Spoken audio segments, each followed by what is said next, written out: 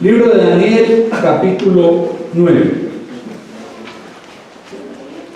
Vamos a darle observación. Nos encontramos para el día de hoy del versículo 6 al versículo 10. Vamos a darle observación a la palabra del Señor. Dice así, libro de Daniel, capítulo 9, versículo 6.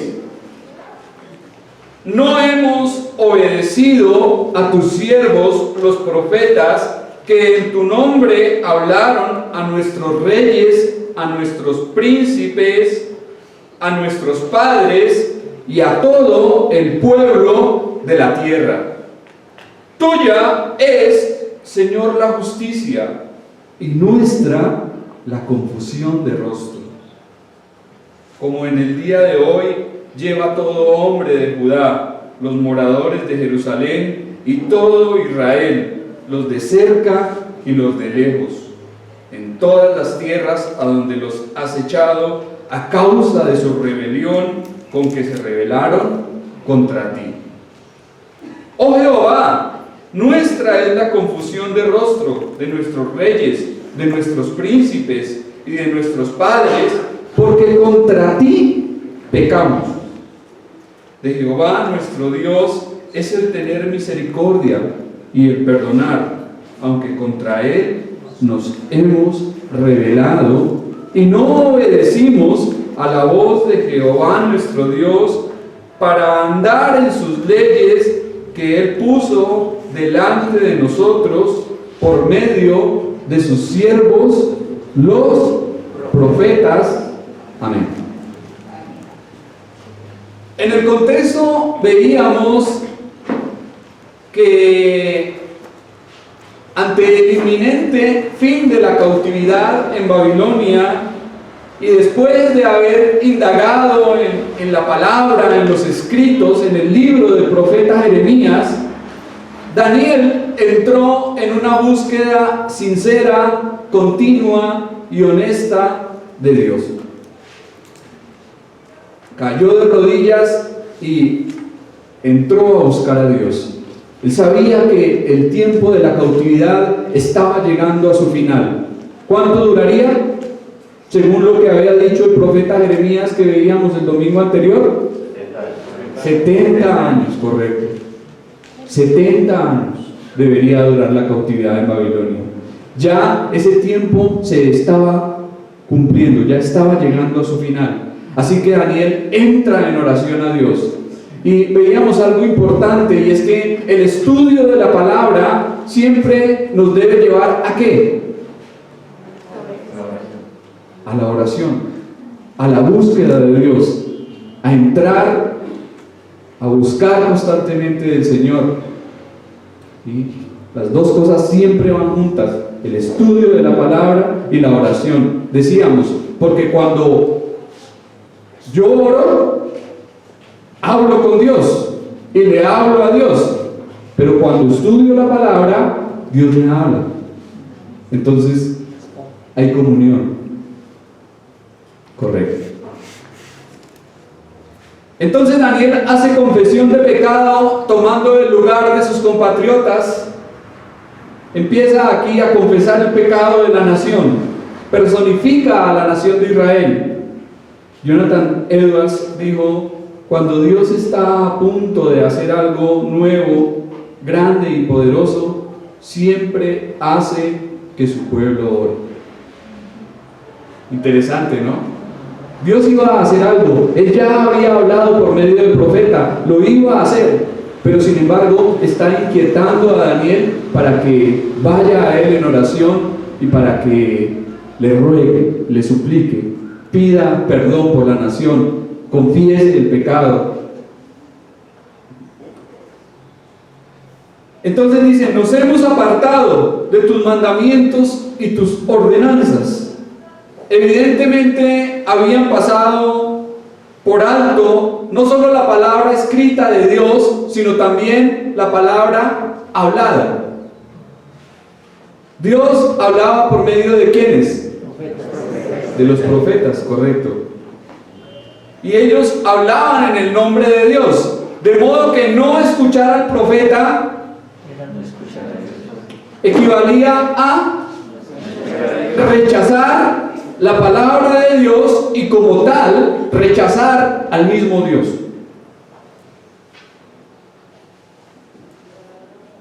Tanto reyes, dice aquí el pasaje que acabamos de observar en el versículo 6, como príncipes, padres e hijos, todos fueron culpables del mismo pecado, todos, sin excepción.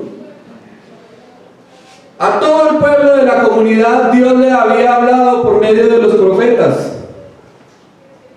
Ellos hablaron valientemente y no se reservaron nada a nadie. A todos le dijeron la verdad de Dios. Sin embargo, sus mensajes cayeron en el vacío. Y es que la verdad es demasiado dolorosa para ser escuchada y recibida. Usted puede ver que la verdad de Dios siempre el hombre la recibe, pero con cierta indiferencia, podemos decirlo así. La única forma es que el Espíritu Santo obre en el corazón de la persona para que el hombre pueda entenderla, pueda retenerla, pueda recibirla en su vida. Pero la mayoría de gente no quiere escuchar, no quiere escuchar. ¿Y Dios sigue hablando hoy? ¿Dios continúa hablando? ¿Sí? ¿Cómo lo hace? Por medio de su palabra. ¿Y por medio de quiénes más? ¿A quiénes utiliza el Señor? A los maestros y a todos aquellos que enseñan su palabra. Dios continúa hablando por medio y a través de ellos.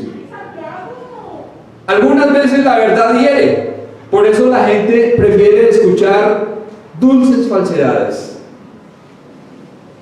Y un ejemplo lo he traído en esta mañana. ¿Qué término es más ofensivo para las personas? ¿Criminal o pecador? Pecador. ¿Quiénes creen que pecador? Levanten la mano. ¿Y quiénes piensan que es criminal? Pues si a usted le dicen, usted es un criminal, usted, wow, eso le ofende, ¿no? Pero si sopesamos bien los dos términos, un pecador es alguien que transgrede, infringe y viola, ¿cuál ley? La de Dios. ¿Y un criminal? Las leyes humanas. En esta semana nos aterramos al ver el caso de un hombre que cegó la vida de su hermano y de su propia madre. Y eso fue un escándalo. Todo el mundo hablaba acerca de eso, pero es que es mucho criminal. Sí, la gente se aterra. Pero más que aterrarse por violar la ley del hombre, deberían escandalizarse por violar la ley de Dios. De modo que el término pecador es más ofensivo que criminal. Si usted le dicen es un pecador, ¿usted qué debería hacer? ¿Qué debería hacer? Si le dicen que es un pecador, buscar a Cristo, ir a Dios, hacer algo para ser justificado delante del Señor. Si usted no está dispuesto a escuchar la palabra de Dios, debe preguntarse si hay algo en su vida o si existe algún pecado al cual no quiere renunciar. Generalmente las personas rehúsan y rechazan la palabra de Dios porque hay algún pecado que están consintiendo y que no desean abandonar. El Señor dice en el Evangelio, como observábamos, no vienen a mí porque aman su pecado. Alguien dijo, nuestra sociedad le ofende todo, menos el pecado. Y es verdad, a la gente le ofende todo, menos el pecado contra Dios. Y a Él es a quien le fallamos, como lo hemos visto en el contexto. Daniel decía, hemos transgredido, hemos actuado impíamente, hemos hecho iniquidad, hemos traspasado los límites. Hemos hecho lo malo ante ti, porque es que cuando pecamos, el ofendido directamente es Dios. De modo pues, mis hermanos, que no debemos acomodarnos a la mentira. Acepte la verdad de Dios, que por dolorosa que sea, siempre es saludable. Tengamos en cuenta que el Señor es misericordioso, incluso con los rebeldes. Si confiesan sus pecados, se arrepienten y regresan a Él, el Señor es fiel en perdonarles y en recibirles, como aquel padre que esperaba a su hijo, que se fue, el hijo pródigo, se fue de la casa, y cómo lo estaba esperando el padre, con los brazos abiertos. Dios es ese Padre amoroso que está esperando que todos aquellos que se han apartado de Él regresen a su seno. Donde hay humildad para aceptar el error, habrá inteligencia para aprender de él. Si usted puede reconocer que ha fallado, si usted puede reconocer como Daniel que ha pecado, que ha hecho lo malo, ¿sí? Si usted puede interceder por su país, por su nación y confesar el pecado de una manera abierta como lo hizo aquí el profeta Daniel, entonces hágalo y no dude en ir en humildad a Dios. Versículo 7.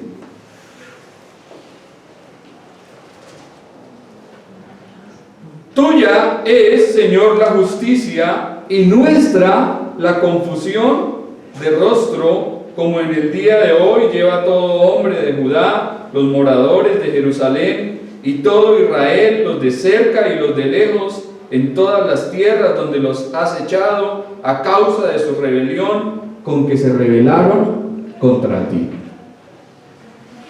Notemos que la oración de Daniel no hay insinuación alguna de que Dios le haya fallado a su pueblo. Por ninguna parte Daniel lo insinúa siquiera. Entonces, ¿quién falló? Si no fue Dios, ¿quién falló? El pueblo. Por el contrario, en su acto de confesión, el siervo contrasta la justicia de Dios con la vergüenza y la confusión nacional. La misma nación que había sido rebelde, pecadora, ahora estaba experimentando la confusión de rostro. ¿Y por qué les ocurrió esto? Por haberse apartado, por haber faltado a los mandamientos de Dios. Ahora era justo porque el Señor estaba cumpliendo su palabra. Mire lo que dice Daniel en este versículo. Dios es justo. Dios es justo. A pesar de que Israel había sido invadida, a pesar de que el templo había sido saqueado, a pesar de que habían llevado muchos cautivos deportados a Babilonia, de que había ocurrido prácticamente una tragedia nacional, sin embargo Daniel reconoce y dice: Dios es justo. Y la razón por la que Israel en la actualidad no tiene paz, ¿cuál es? ¿Por qué Israel y Jerusalén en la actualidad no disfrutan de paz? Es la misma que estamos viendo acá. Es debido a la falta de una auténtica confesión de pecado como la que estamos viendo aquí. Solamente el Espíritu del Señor puede convencer de pecado, de justicia y de juicio. Y aunque Israel ahora está sufriendo de un endurecimiento en parte, vendrá un momento cuando miren al que traspasaron y hagan lamentación por él. Vendrá el día en que Israel diga: bendito el que viene en nombre del Señor. Y en ese momento el Señor vendrá a ellos para salvarlos. Pero siempre a mayor luz, gracias hermano, a mayor luz, mayor demanda y exigencia. ¿sí?, a la nación que Dios había escogido, a la nación que Dios había apartado y separado, la nación sobre la cual el nombre de Dios era pronunciado, ¿sí?, se le harían unas demandas más grandes que a las otras naciones. Por eso la desobediencia de Israel y la obstinación les haría sufrir el doble. Y es que la aflicción tiene la intención de hacer que el pueblo se vuelva a Dios. Dios nos aflige muchas veces, Dios trata con nosotros, permite pruebas en nuestras vidas para que nos volvamos a Él, para que le busquemos, para que vayamos, nos arrepintamos, le confesemos nuestro pecado, para que le busquemos sinceramente y de corazón. Toda la vergüenza y la confusión de rostro que afrontamos es por nuestra culpa. Nuestra, Señor, es la confusión de rostro. Y aunque no todos son reprendidos de la misma forma, porque unos son llevados más lejos que otros, como fue el caso de los judíos, unos fueron más lejos que los otros, sin embargo, todos eran culpables. Entonces, ¿qué podemos aprender de este pasaje, mis hermanos? ¿Qué podemos aprender de este texto?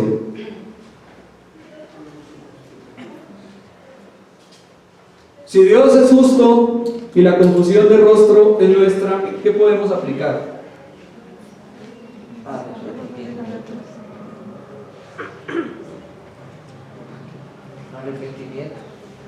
Sí. Muchas veces culpamos a Dios por las cosas que pasan y lo hacemos de una manera solapada, diciendo: Señor, ¿por qué? ¿Qué hice para merecerlo? ¿O por qué a mí? Y esto es lo que generalmente hace el hombre impío y mundano: culpar a Dios por todas sus calamidades y sus desgracias. Pero el creyente fiel y verdadero sabe que son simplemente las consecuencias de sus pecados.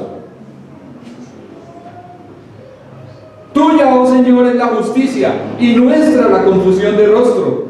Dios siempre ha sido recto. Los chuecos y torcidos, ¿quiénes hemos sido? Nosotros. Es fácil buscar culpar a otros y no ver los propios fracasos y las propias maldades, pero aprendamos de Daniel para que así alcancemos de Dios su favor y su misericordia. En resumen y conclusión de este pasaje, nuestras son la turbulencia, el abatimiento, el caos, el desconcierto. A causa de nuestros pecados sufrimos turbación, afrenta, humillación, oprobio. Todo esto es por causa de nuestro pecado.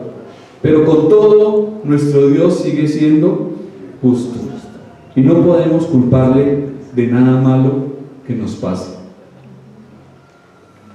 Hace poco escuché por ahí una frase que dijo un predicador en una de sus enseñanzas y me puso a pensar bastante, porque este hombre decía: las quejas y los lamentos son el idioma del infierno. Y usted mira bíblicamente y es cierto. ¿Qué habrá en el infierno? Ay, ¿por qué solo quejas y quejas y más quejas? Pero decía también este hombre: la alabanza es el idioma del cielo. Mientras que las quejas son el idioma del infierno, la alabanza es el idioma del cielo. El carcelero de Filipos fue impactado después de haber visto a dos hombres azotados, golpeados, metidos en el calabozo de más adentro, allá en la mazmorra más fea, después de haberlos golpeado inclementemente. Pero a medianoche estos dos hombres alababan y cantaban al Señor. porque la alabanza es el idioma del cielo.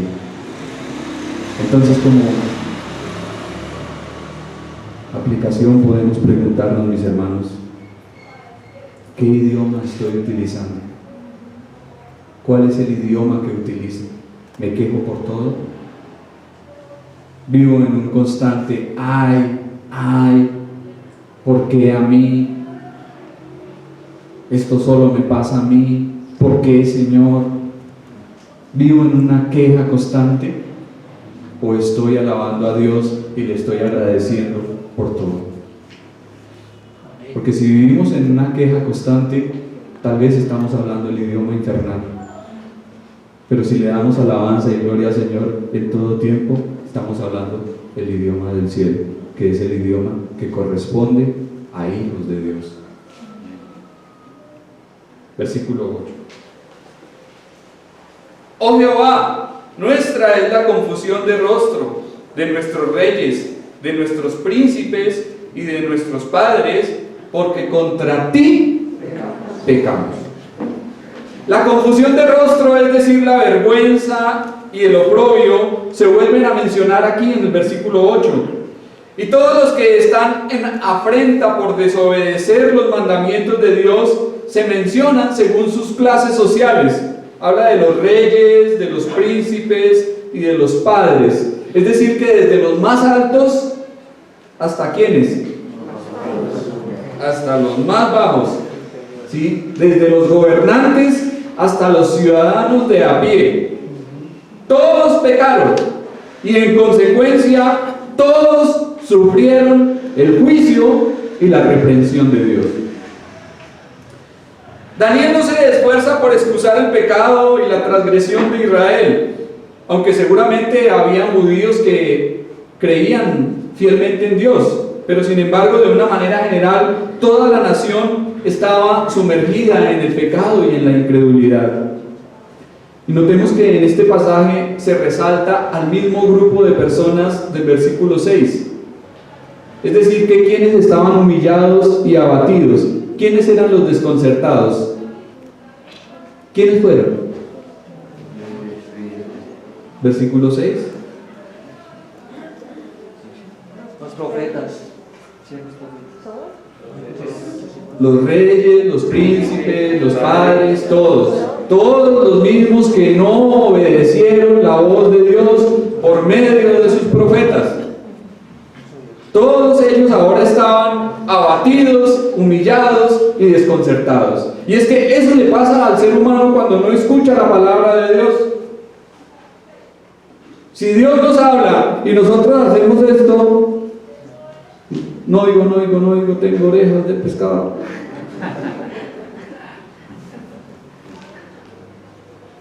¿Qué podemos esperar más adelante?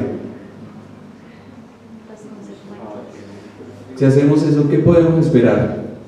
¿Qué nos ocurre? ¿Qué es lo más natural que nos ocurra? Vergüenza, humillación, afrenta y oprobio. Por eso dice aquí la palabra, nuestra es la confusión de rostro. No imaginamos las duras consecuencias que trae el no escuchar la palabra o el escucharla sin obedecerla. El pueblo de Dios se apartó y escogió ser una vergüenza. El pueblo de Dios, que debería ser luz a las naciones, estaba siendo humillado y se había convertido en una vergüenza.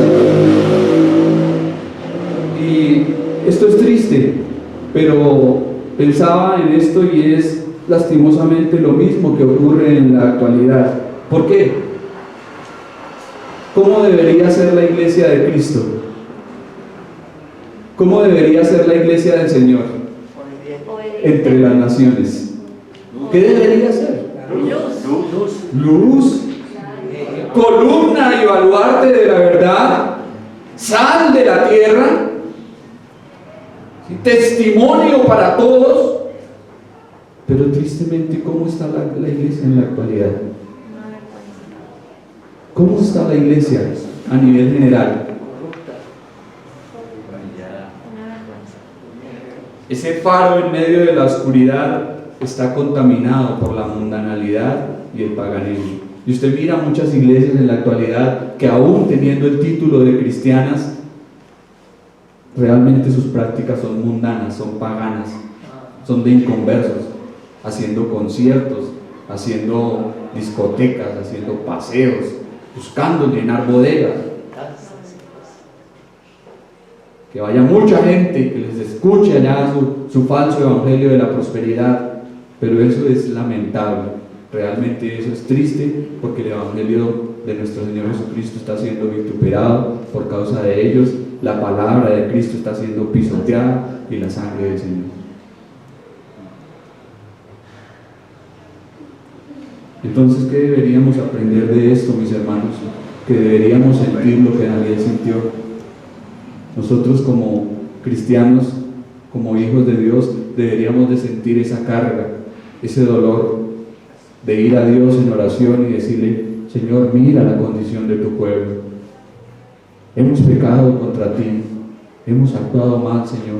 Ayúdanos, porque tú eres un Dios misericordioso, porque tú eres un Dios compasivo y amplio en perdonar. Ayúdanos, Señor. ¿Lo está haciendo? ¿Lo está haciendo? Versículo 9. De Jehová nuestro Dios es el tener misericordia y el perdonar, aunque contra Él nos hemos rebelado. Una vez planteada la situación, Israel ha pecado contra Dios de manera colectiva y la culpabilidad ha sido demostrada. Entonces Daniel, ¿qué hace? Apela a la misericordia y a la compasión de Dios, a su poder perdonador. Misericordia y perdón son acciones que Él muestra cuando hay arrepentimiento en el corazón de los suyos. A pesar de la rebelión, a pesar de la desobediencia que había sido contra Él precisamente, Dios no deja de impresionar al revelarse como un Señor clemente y compasivo. La misericordia divina es manifestada de maneras innumerables. Cuando se habla de misericordia, generalmente se habla de las misericordias, en plural. ¿Por qué? ¿Por qué? No solamente la misericordia de Dios, sino las misericordias de Dios. Porque son muchas, son nuevas, son multiformes. Leí en esta semana una frase que me llamó la atención y decía: lo que respiramos no es aire, es misericordia de Dios. Lo que respiramos no es aire, es misericordia de Dios. Y vemos que la oración de Esdras, cuando confiesa el pecado de Israel, es idéntica. Pues allí él dice: no quisieron oír, ni se acordaron de tus maravillas que habías hecho con ellos. Antes endurecieron su cerviz y en su rebelión pensaron poner caudillo para volverse a su servidumbre. Pero tú eres Dios que perdona, clemente y piadoso, tardo para la ira y grande en misericordia, porque no los abandonaste. Qué bueno es Dios. Pecaron contra Él, no le escucharon, no atendieron su voz, no oyeron su llamado. Sin embargo, Él estaba dispuesto a perdonarlos, Él estaba dispuesto a seguir.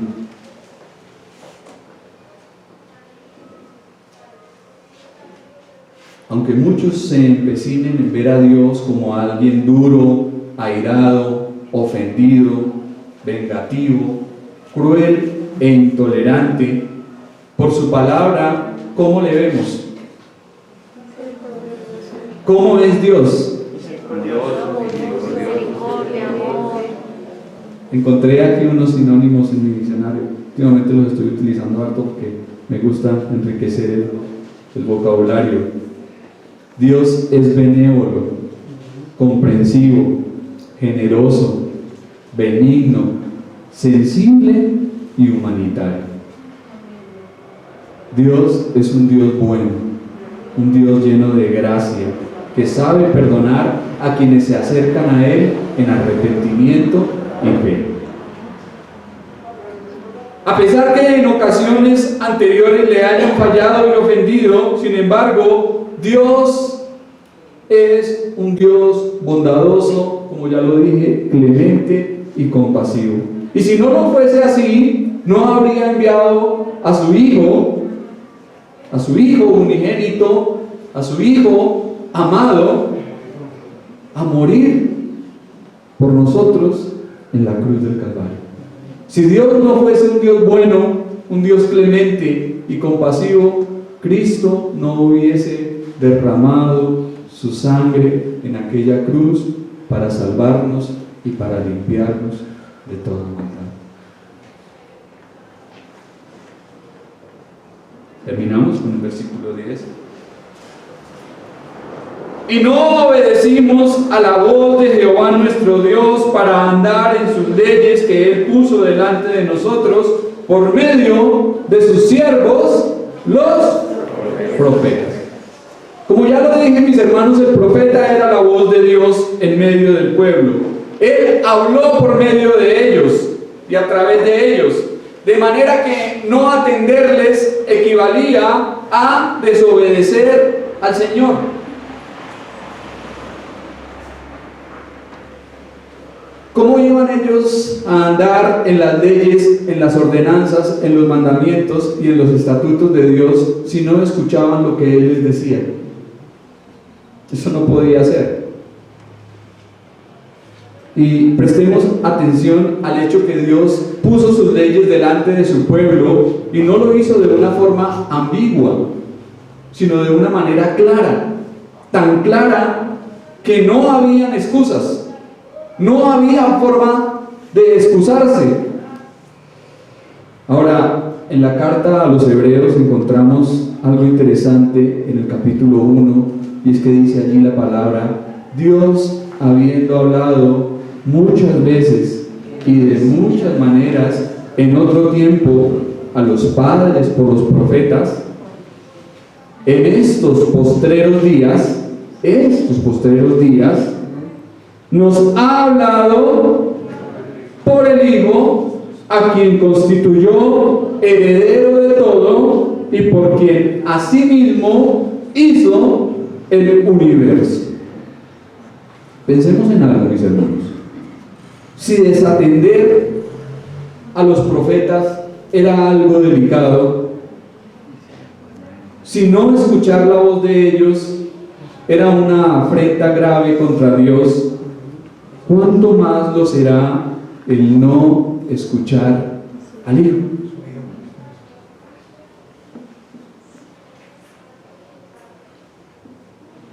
Al Hijo por quien Dios nos ha hablado en estos postreros días. Cristo es el profeta con mayúscula. Él es el profeta anunciado desde Moisés. El profeta que el pueblo debería oír y escuchar.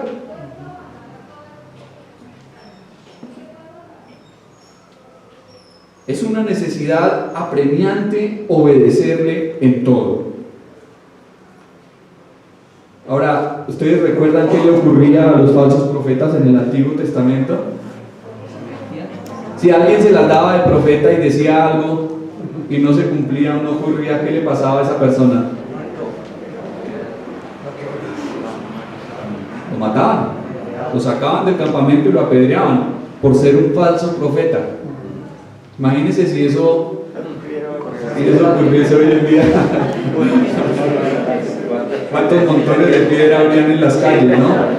Lapidando a todos esos falsos profetas que andan por ahí hablando, diciendo cosas en el nombre de Dios.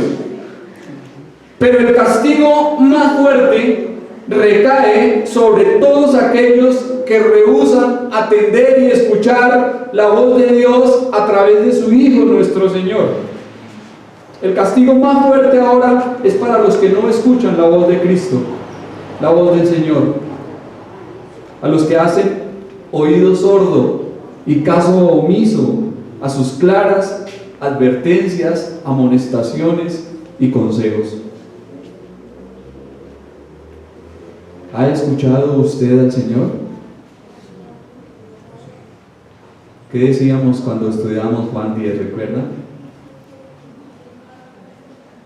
¿Por qué se caracterizan las ovejas de Cristo? Mis ovejas oyen mi voz, yo las conozco y ellas me siguen. ¿Ha escuchado usted el mandato del Señor? ¿Lo ha guardado? ¿Se preocupa por la doctrina de Cristo para ponerla por obra?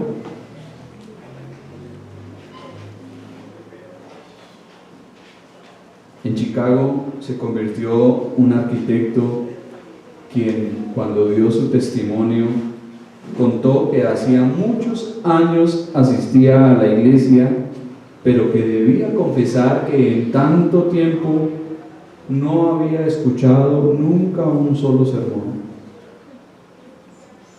Este hombre duró muchísimos años asistiendo a la iglesia, era un arquitecto en la ciudad de Chicago. ¿Y qué hacía? Cuando realmente dio su testimonio y se convirtió realmente a Cristo, confesó esto. Lo que él hacía era que iba a la iglesia, se sentaba, y mientras el pastor estaba dando su mensaje, mientras el predicador estaba exponiendo su sermón, él estaba concentrado en los planos de las casas, y decía que no se acuerda ni podía decir cuántos planos él había hecho desde las bancas de la iglesia.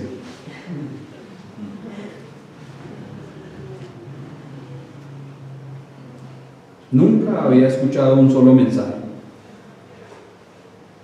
Y así hay muchos en la actualidad que traen el cuerpo a la iglesia, pero el alma y el espíritu está por allá lejos, en otras cosas. Y aunque lo están mirando a uno así, con ojos de pescado frito, nos decía el profesor, uno sabe que tienen la mente por allá en el almuerzo, por allá en el partido, por allá en tantas cosas. De cuerpo están presentes, pero sus almas están lejos. Y cuando no se duermen están bostezando o mirando el reloj para ver a qué hora se acaba la enseñanza. Y tristemente así hay muchos. Personas que permiten que el ladrón les robe la buena semilla de la palabra. Un reconocido predicador del pasado dijo: a menudo he predicado delante de personas que después no me han podido repetir ni una sola palabra de mi sermón. Ni siquiera podían acordarse del texto. Esto lo dijo un reconocido predicador, imagínense. Es realmente lamentable cómo muchos que se denominan cristianos tienen tan poco aprecio e interés por la palabra del Señor.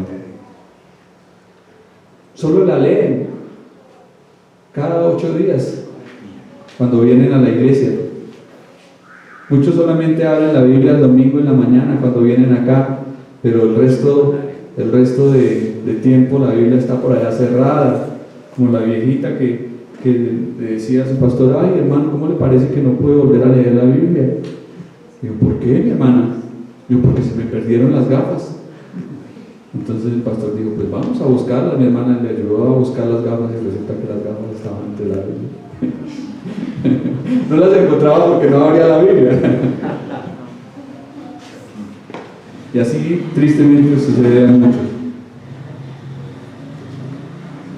Hace poco leí: nunca en la historia de la humanidad hubo tanta información accesible para conocer la verdad, y nunca hubo tanta gente negándose a verla. Usted tiene acceso a bibliotecas enteras. Hace poco por ahí mi hermano me dio una aplicación en donde usted tiene acceso a 40 comentarios bíblicos, 90 versiones de la Biblia, texto hebreo, texto griego, interlineales, comentarios por un lado, comentarios por otro, información por todo lado. Pero está la gente interesada en la verdad. Usted va a las bibliotecas y usted encuentra libros por doquier, pero están las personas interesadas en la doctrina de Cristo, en la doctrina del Señor.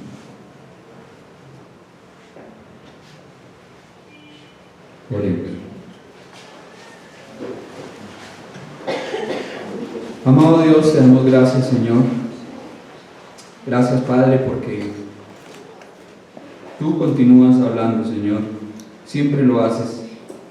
Y tú nos hablas, Señor, para que bajemos la cerviz, para que nos humillemos delante de ti, Señor, para que consideremos la situación de nuestro mundo y de tu iglesia, y de una manera sincera y honesta, Señor, caigamos de rodillas ante ti, Señor, confesando nuestro pecado en arrepentimiento, como lo hizo Daniel. Cuánta falta, Señor, hace hoy en día hombres y mujeres que intercedan, Señor, como lo hizo aquí este hombre. Señor, ayúdanos, Padre, porque el mundo se ha metido en la iglesia, Señor, y la ha contaminado. El mundo, Señor, ha consternado, Señor, muchas veces ese santo lugar, Señor, esa convocatoria, Señor, ese pueblo, Señor, que tú escogiste para algo especial, Señor, ha caído en otras cosas, Señor, distintas a tu palabra. Y debemos decir, como dijo Daniel, Señor, hemos pecado, hemos actuado alocadamente, hemos transgredido, Señor, hemos infringido todos, Señor, porque no hay ninguno que se escape. Pero tú eres un Dios compasivo, tú eres un Dios clemente, tú eres un Dios misericordioso, Señor. No apelamos, Señor, a nuestras justicias, que ciertamente son delante de ti como trapos de inmundicia, sino a tu bondad, Señor, a tu misericordia y a tu favor, Señor, a tu gracia. Señor, te damos muchas gracias por esta palabra. Te pedimos, Señor, que nos ayudes a atesorarla en nuestro corazón y a vivirla, Señor, para que podamos, Señor, andar como es digno de ti. En el nombre de Cristo Jesús. Amén.